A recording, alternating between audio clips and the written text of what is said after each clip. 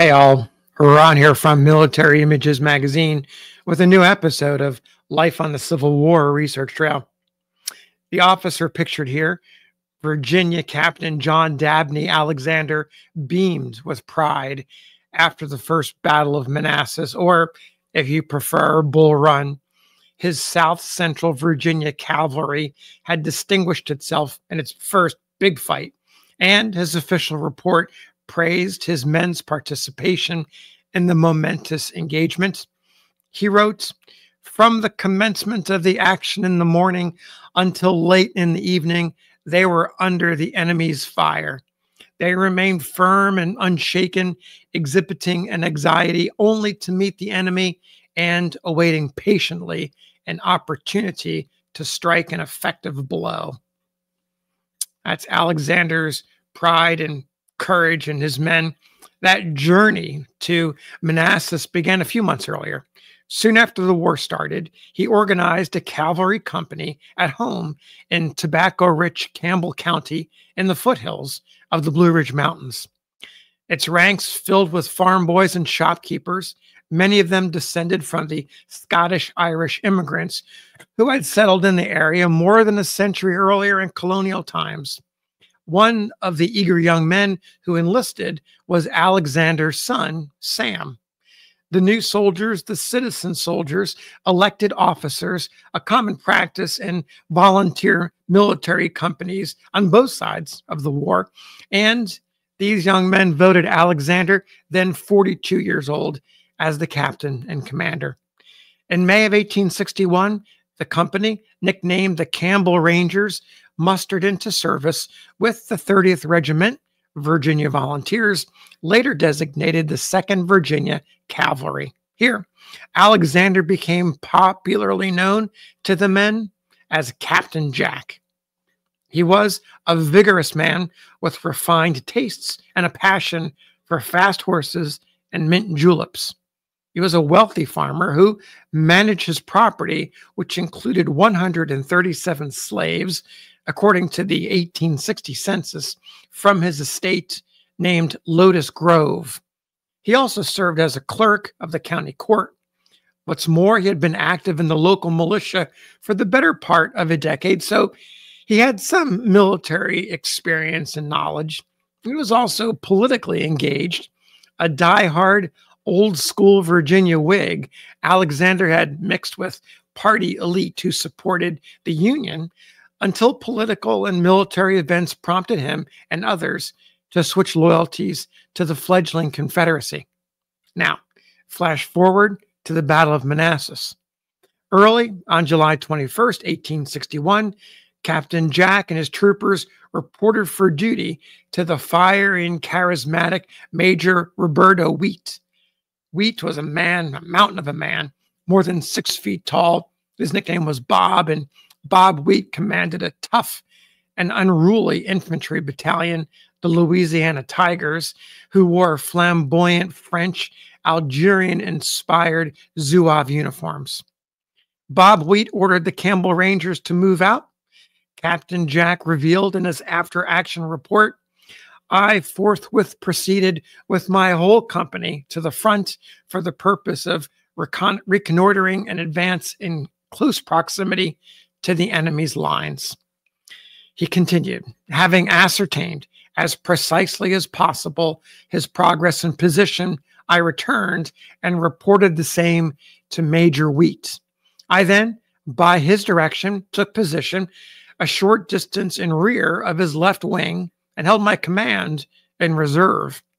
Before long, thousands of Union troops attacked the Confederate left along Matthews Hill.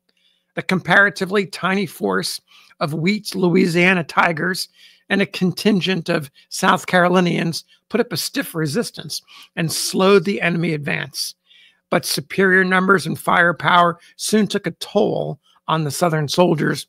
Casualties included Major Bob Wheat, who was felled after a Yankee bullet ripped through both of his lungs. He miraculously survived his wound. The Confederates, meanwhile, contested every inch of ground against the oncoming Federals. The Campbell Rangers, still in reserve and yet to fire a shot, followed.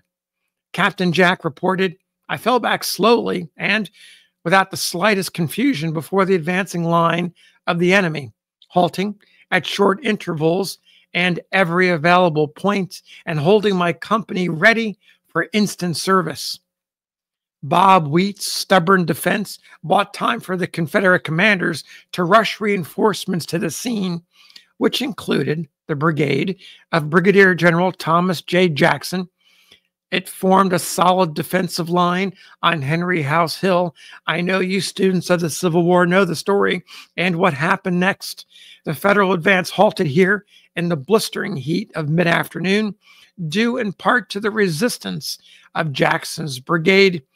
The commander, of course, later earning the sobriquet Stonewall for his effort.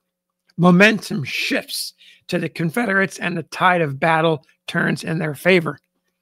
About this time, the Campbell Rangers still have yet to fire a shot.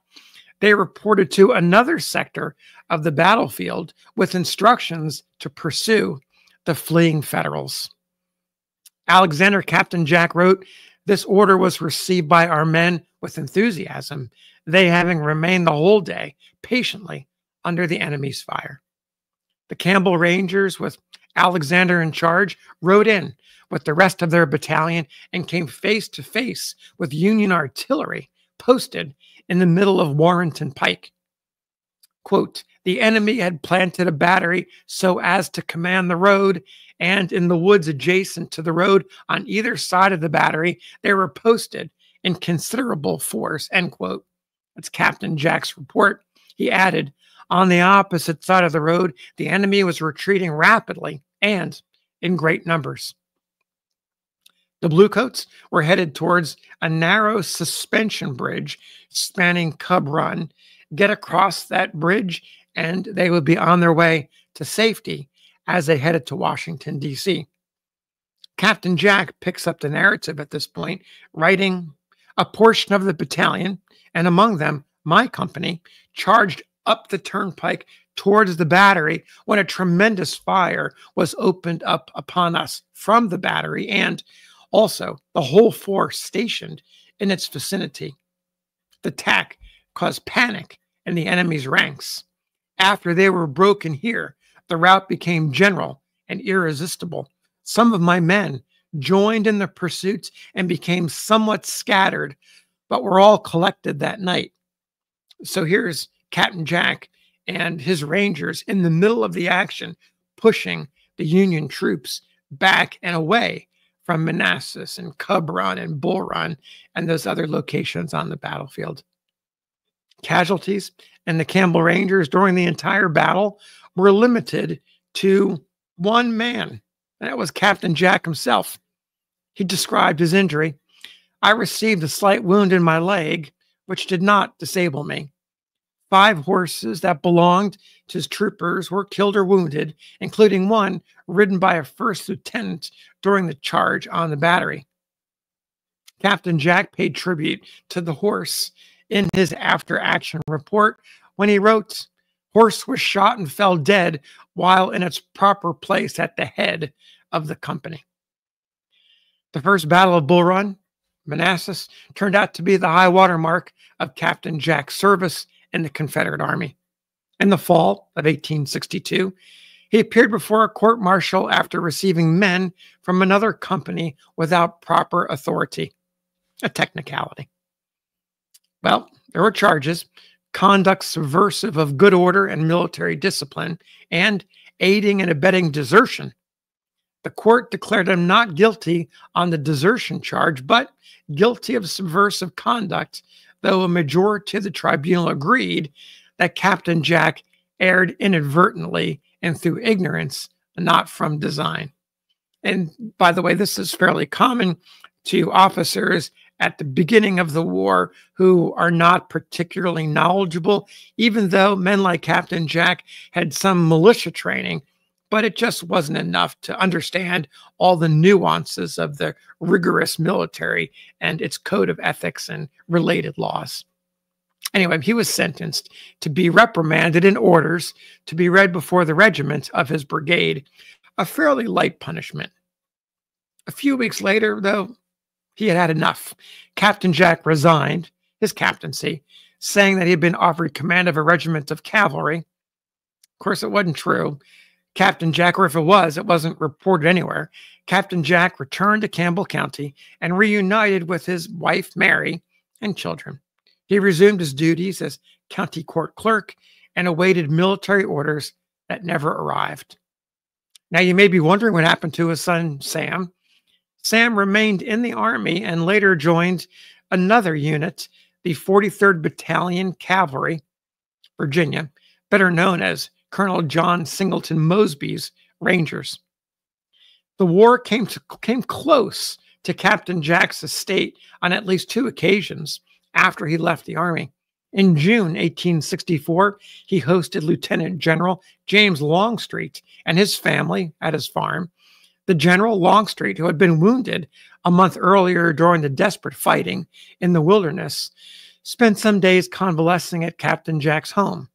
Then, less than a year later, and about 25 miles away, General Robert E. Lee surrendered the Army of Northern Virginia at Appomattox Courthouse.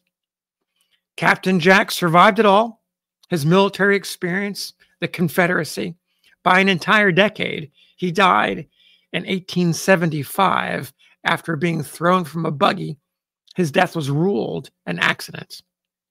So thanks for listening. We'll see you on the next episode of Life on the Civil War Research Trail.